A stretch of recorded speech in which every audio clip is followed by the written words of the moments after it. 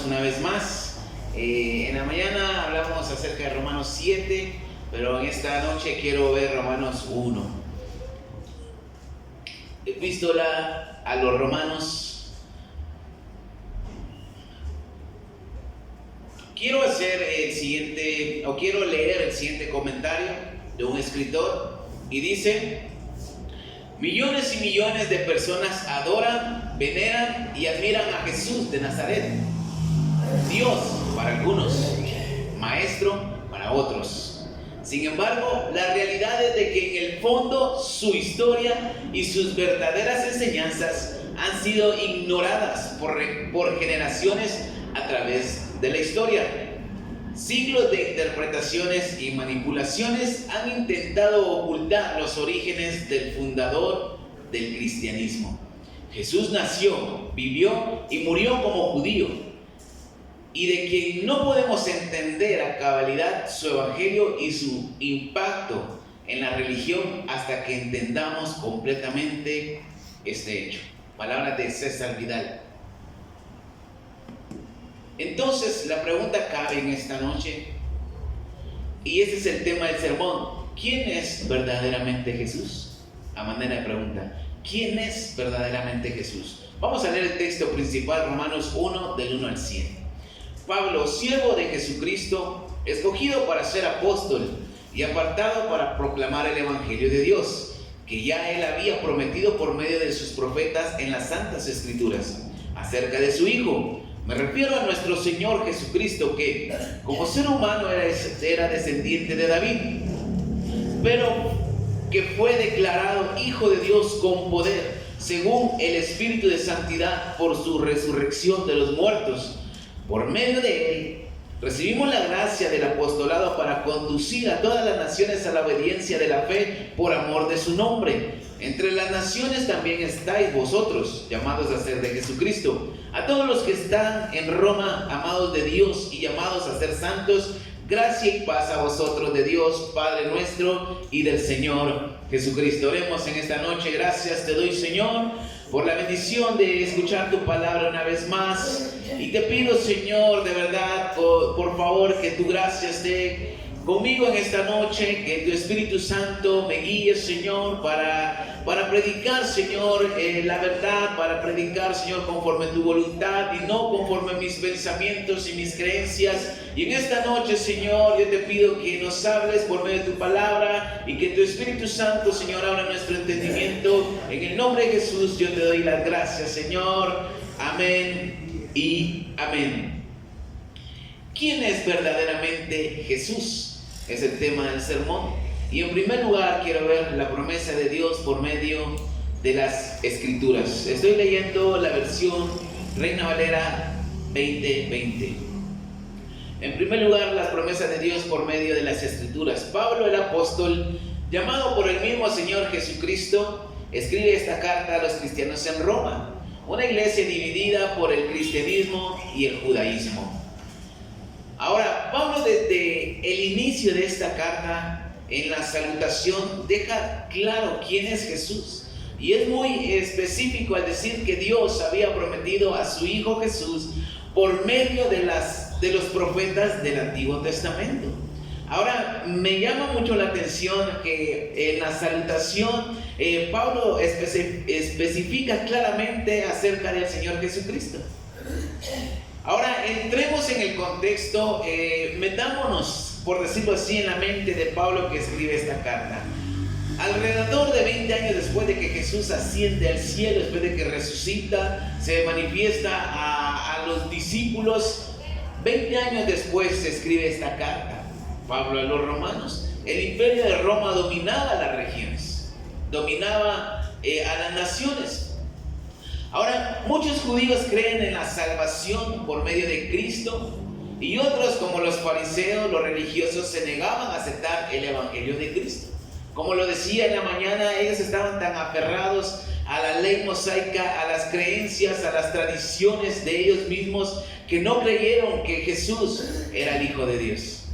Y por eso había una oposición, por eso había un rechazo al evangelio de Cristo. Pero mucha gente sí creyó.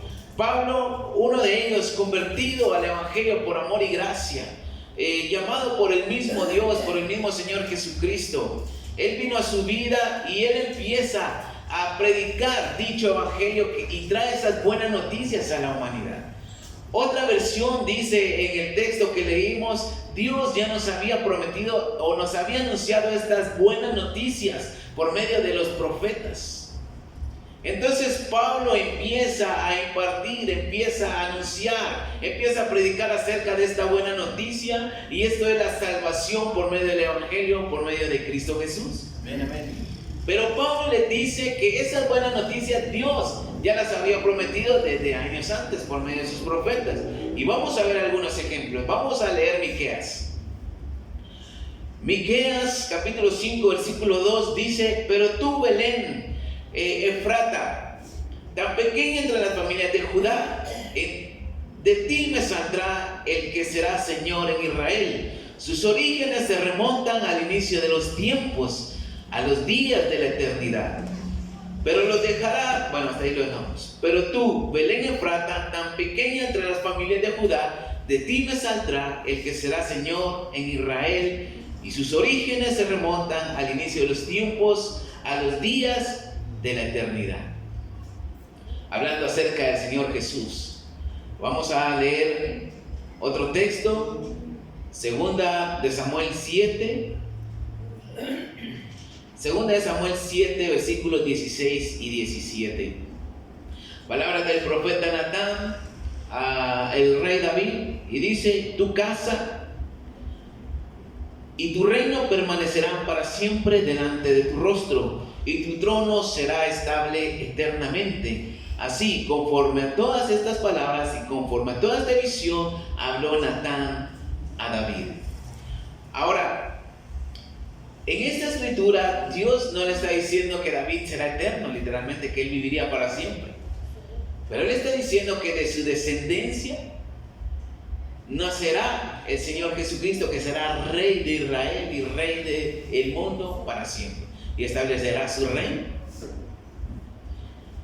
Otra profecía acerca del Señor Jesús, Zacarías 9.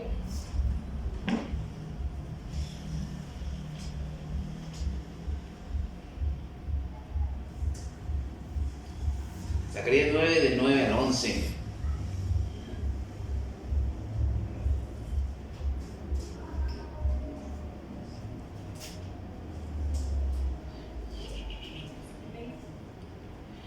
Alégrate mucho, hija de Sión, da voces de júbilo, hija de Jerusalén. Mira que tu rey vendrá a ti, justo y salvador, pero humilde, cabalgando sobre un asno, sobre un pollino, hija de asna. Él destruirá los carros de Efraín, los carros de Jerusalén. Los arcos de guerra serán quebrados y proclamará la paz a las naciones. Su señorío será de mar a mar, desde el río hasta los confines de la tierra. Tú también, por la sangre de tu pacto, serás salva.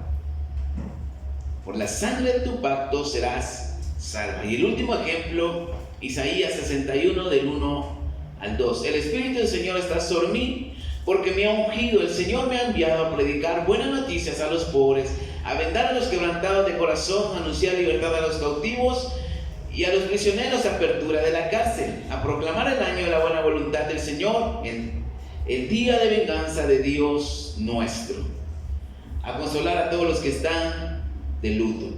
El Espíritu del Señor está sobre mí. Y cuando Jesucristo vino a este mundo, dijo exactamente estas palabras en el Evangelio de Lucas capítulo 4, y si no estoy mal, en Mateo 4 también, ahí aparecen. Ahora, quizás Pablo empieza a recordar todas estas profecías de los profetas acerca del Señor Jesús. Y cuando Pablo viene y escribe esta carta a los romanos, le refresca la memoria acerca de las profecías del Mesías, acerca de las profecías del Señor Jesucristo, y les hace recordar estas promesas de Dios en las Escrituras, en el Antiguo Testamento. Ahora, yo entiendo de la siguiente manera que quizá la intención de Pablo no es solo de que ellos traigan a memoria esos escritos de los profetas. Unos ejemplos acabamos de leer. no lo trae para que ellos simplemente se emocionen por un rato y nada más, sino que para que ellos puedan tener presente de forma tangible de que esas promesas tenían el cumplimiento ya establecido en la persona de Jesucristo, que había venido años atrás. Y esto, mis hermanos, debería de abrirnos el entendimiento a nosotros. Pablo les escribe a los romanos que de esas promesas ellos eran partícipes. Y la buena noticia en este día es de que nosotros ahora podemos leer la carta a los romanos y también podemos ser partícipes de las promesas de las cuales Pablo está hablando, que están registradas en el Antiguo Testamento. Nosotros también podemos ser partícipes. 2000 años después podemos participar del cumplimiento de esas promesas de Dios, de un Salvador para la humanidad. Ahora, ¿cuántos años pasaron para que el pueblo de Israel viviera el cumplimiento de estas promesas? ¿Cuántos años habrán pasado? Y ahora tenían la gran oportunidad de vivirlo en carne propia. Ahora, hermanos, de verdad, yo les digo, somos afortunados que tenemos la oportunidad de entrar en esa gracia y en esa misericordia y en esa fe, en el cumplimiento de lo que Dios prometió miles de años atrás. Somos afortunados de estar dentro del plan de salvación. Ahora, en segundo lugar, quiero ver el Hijo de Dios hecho carne. Romanos 1, del 1 al 3. Pablo, siervo de Jesucristo, escogido para ser apóstol y apartado para proclamar el Evangelio, que ya había sido anunciado por medio de sus profetas en las Santas Escrituras. Acerca de su Hijo, me refiero a nuestro Señor Jesucristo, que como ser humano era descendiente de David. El nacimiento de Jesús también fue una promesa por medio de una profecía. La Biblia dice que Jesús como ser humano era descendiente del rey David. Por eso Dios le dijo a David que su reino no tendría fin. Y David entendía a cabalidad que no se trataba de él y su familia cercana, sino más bien de que de su descendencia saldría el Salvador del mundo, el Rey eterno que gobernaría sobre Israel y sobre el mundo entero.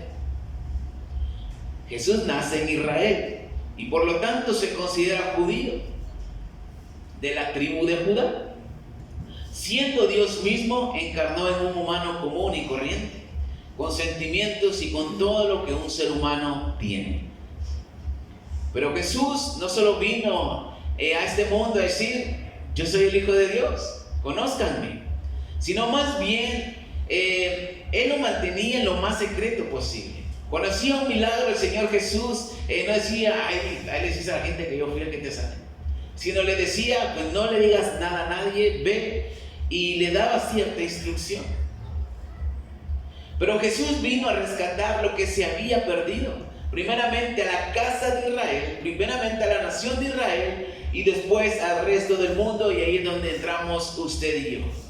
Jesús inicia su ministerio anunciando el reino de los cielos, invitando a la gente a acercarse a Dios, ya que Dios mismo estaba lo más cerca de su pueblo, quizás como no lo estuvo antes. Jesucristo mismo vino del cielo y las primeras palabras que el Señor Jesús declara es: arrepiéntanse porque el reino de los cielos está cerca. Y se refería a lo que Él haría en su ministerio en esos 3 años que aproximadamente estuvo en esta tierra haciendo la voluntad de su Padre. Ahora Él vino a revolucionar este mundo, no con violencia como muchos lo aseguran, sino más bien con paz, con misericordia y con gracia a una nación que cada vez estaba más lejos de Dios. Jesús devuelve esa esperanza y esa fe al pueblo de Israel que quizás había perdido gracias al sistema religioso que se vivía en ese tiempo, que simplemente alteraba las leyes de Dios y las santas escrituras. Jesús, mis hermanos, hizo que una vez más el pueblo creyera a Dios. Por medio de las señales que Él hacía, por medio de los milagros, por medio de la imparcialidad, por medio del amor y de su doctrina que era muy diferente a lo de los fariseos, que solamente se aprovechaban del pueblo. Jesús trajo un descanso para el alma de la gente. Por eso muchos creyeron y muchos fueron salvos y muchos adoptaron esa fe en Jesús y creer que Él era el ungido de Dios, el prometido en el pasado. Ahora hay seres humanos hoy en día y a lo largo de la historia que han marcado la diferencia en nuestra vida y quizás han ayudado a la humanidad con avances tecnológicos, con conocimientos que ayudan a la humanidad. Pero jamás, mis hermanos, se comparará a ese humano que nació hace 2000 años en Belén de Judá y que partió la historia en dos, que trajo por medio de su vida enseñanzas, ese ministerio, que trajo su vida y murió y resucitó y ahora podemos tener vida eterna. Cualquier persona que haga aportes a la humanidad nunca se comparará con lo que Jesús hizo por nosotros. Y eso es mucho mejor que toda la ciencia del mundo y los mejores inventos que alguien tenga y traiga a la humanidad. Jesucristo, mis hermanos, en su calidad de hombre en carne y hueso, nos ha acercado a Dios una vez más. Y hoy podemos tener esa relación personal con Dios. Jesús, el fundador del Evangelio, como muchos le llaman, nos acerca al reino de los cielos y su justicia. Sus hechos, sus enseñanzas han causado un impacto al mundo entero a lo largo de la historia. Tanto que hasta el día de hoy se sigue predicando acerca de su primer venida. Y se seguirá predicando hasta que vuelva por segunda vez. Tanto ha sido el impacto que revoluciona vidas, que cambia vidas, transforma.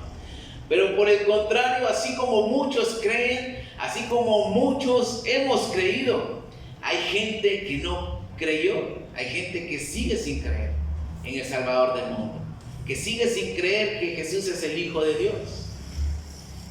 Y el simplemente hecho de ser de carne y hueso en este mundo lo desacredita.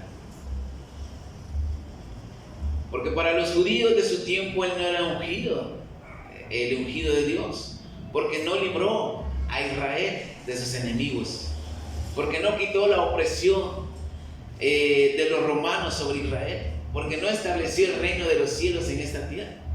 Por eso no creyeron en Él. Para mucha gente en ese tiempo Jesús murió por medio de una causa sin fundamentos, así como cualquiera que muere. Mucho menos creyeron en su resurrección y simplemente lo tenían o lo tuvieron como un maestro, un buen maestro de prácticas morales. Otros lo tuvieron como un revolucionario o como alguien que practicaba la magia. Ahora, lo más triste hoy en día es de que la gente cada día más ignora quién es verdaderamente Jesús. Porque no les interesa, porque no saben nada de Él, porque quizás no han escuchado acerca de Jesús y muchas razones más. Ahora, por eso es necesario, mis hermanos, que como cristianos sigamos anunciando el Evangelio de Cristo, sigamos anunciando el plan de salvación de Dios por medio de Jesús, así como lo hacía el apóstol Pablo, que era claro acerca de quién era Jesús. Y sigamos, mis hermanos, hablándole a la gente que vino el mismo Dios y encarnó hace más de 2000 años en una persona y vino a cambiarlo todo. Ahora, en tercer lugar, quiero ver, Jesucristo es verdaderamente el Hijo de Dios. Vamos a leer el texto principal una vez más, Romanos 1 del 1 al 7. Pablo, siervo de Jesucristo, escogido para ser apóstol y apartado para proclamar el Evangelio de Dios, que ya había prometido por medio de sus profetas en las Santas Escrituras acerca de su Hijo. Me refiero a nuestro Señor Jesucristo, que como ser humano era descendiente de David, pero que fue declarado Hijo de Dios con poder según el Espíritu de Santidad por su resurrección de los muertos. Por medio de Él recibimos la gracia del apostolado para conducir a las naciones a la obediencia de la fe por amor de su nombre. Entre esas naciones también estáis vosotros, llamados a ser de Jesucristo. A todos los que están en Roma, amados de Dios y llamados a ser santos, gracia y paz a vosotros que Dios nuestro Padre, de Dios nuestro Padre y del Señor Jesucristo. Jesucristo, el verdadero Hijo de Dios. Ahora aquí está lo interesante. Hay algo que hace diferente a Jesús al resto de la humanidad. Y es que Él no solamente murió en una cruz por una buena causa, sino que murió y resucitó al tercer día por medio del poder del Espíritu Santo. Y la Biblia lo dice, Pablo lo declara, esto a Él lo declara el Hijo de Dios, el Mesías, el ungido. Todos los demás creyentes han muerto pero no resucitado. Pero Jesús sí, resucitó al tercer día como Él lo había dicho antes. No solamente murió por una buena causa, sino que resucitó y fue el sacrificio perfecto delante de Dios. Entonces, mis hermanos, esta es la garantía de que sus enseñanzas y su evangelio son verdaderos, porque Él vive y mientras Él viva sus palabras no pasarán. Muchos maestros buenos han muerto y sus enseñanzas han quedado en el olvido, pero el evangelio se practica por todo el mundo y a toda hora, todos los días. ¿Cuántos dicen amén? Por eso Pablo les escribe a los cristianos en Roma de que aunque Jesús haya nacido de una madre común y corriente, siendo judío descendiente de David, lo más importante es de que su resurrección lo hace el verdadero Hijo de Dios. Aunque los fariseos negaban su resurrección, aunque los fariseos pagaron, aunque los fariseos trataron la manera de esconder esa resurrección, esta buena noticia se propagó sin problemas y se sigue propagando hoy en día. 1 Corintios 15:14 dice, y si Cristo no resucitó, esta buena noticia que anunciamos no sirve para nada. Y de nada sirve tampoco que ustedes crean en Cristo. Palabras del apóstol Pablo. Y si Cristo no resucitó, esta buena noticia que anunciamos no sirve para nada. Por gusto estaríamos acá. Ahí sí estaríamos perdiendo el tiempo, como mucha gente cree que hacemos acá. Hay gente que cree que perdemos el tiempo aquí, pero no es así. ¿Cuántos dicen amén? Ahora, nadie tiene el poder de resucitar por cuenta propia.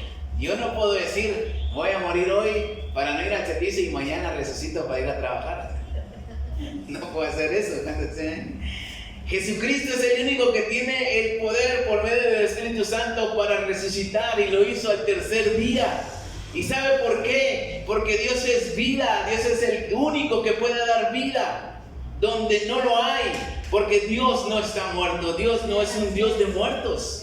Dios es un Dios de vivos. Por eso es de que Jesucristo en una ocasión dijo, ¿por qué se refieren al Dios de Abraham, Isaac y Jacob? Porque para la gente aún ellos están muertos literalmente, pero hay una eternidad que nos aguarda. Dios es capaz de resucitar a los muertos. ¿Cuántos dicen amén? Porque es el único que puede dar vida. Dios nos ha dado vida a cada uno de nosotros.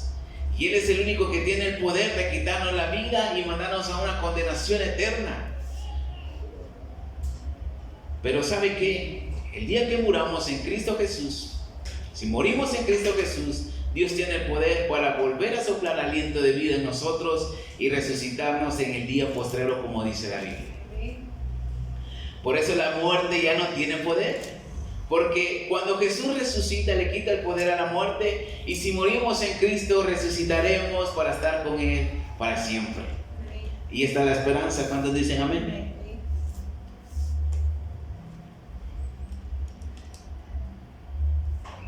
Y Pablo le dice a los romanos, ustedes también están llamados a creer en el Señor Jesús.